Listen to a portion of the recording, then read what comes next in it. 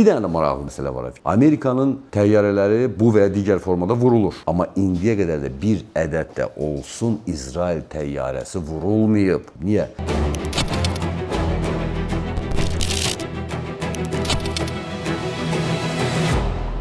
A-10 vurulmuşdu, Thunderbolt'dan söhbət gedir, Küveytə çatdıra bildi özünü. Yerüstü təyyarələr vurulmuşdu Amerikaya, bu tankerlərdən söhbət gedir də, təyyarələri havada yanacaqla dolduran təyyarələrdən gedir. Onları yerdə vurmuşdular. Yerdə radioelektron mübarizə sistemi təyyarəsi vuruldu Amerikanın. Havada F-35 zədələndi, havada F-15 vuruldu və bütün bu təyyarələrin hamısı Amerika təyyarələri idi. Amma indiyə qədər də bir ədəd də olsun İsrail təyyarəsi vurulmayıb. Fərqə fikir verin, hərçənd ki, İsrail də çox aktiv hava əməliyyatlarını həyata keçirir. Bir ədəd də olsun İsrail təyyarəsi vurulmayıb. Niyə? Çünki İsrailin döyüş taktikası tamamilə fərqlidir. Onlar tamam başqa formada döyüşürlər və hətta bir məqamı sizə deyim. Məsələn, əgər İsrailin təyyarələri öz aviabazasında oturubsa, yerdədirsə, döyüş əməliyyatlarına cəlb olunmayıb, sadəcə olaraq yerdədir. Onun pilotu ya içindədir, ya yanındadır. Və siqnal gələn kimi ki, İrandan raketlər atıldı, dərhal bütün təyyarələri qaldırırlar havaya. Fərqi yoxdur. Döyüşə hazırdır, döyüşə hazır deyil, üstündə bombası var, yoxdur, fərq eləməz. Dərhal hamısı havaya qalxır, havada uzaq məsafədə. Qırmızı dənizin üstünə başlayırlar fırlanmağa, raketlər düşür, onlar düşəndən sonra əgər təhlükə sovuşubsa, dərhal həmin təyyarələr yeni gəlir, oturur yerə. Yəni ona görə də onları yerdə vurmaq biraz müşkül məsələdir. Bu taktikadan Amerika istifadə eləmir və bunu İran çox yaxşı bilir. Ona görə də Amerikan təyyarələrini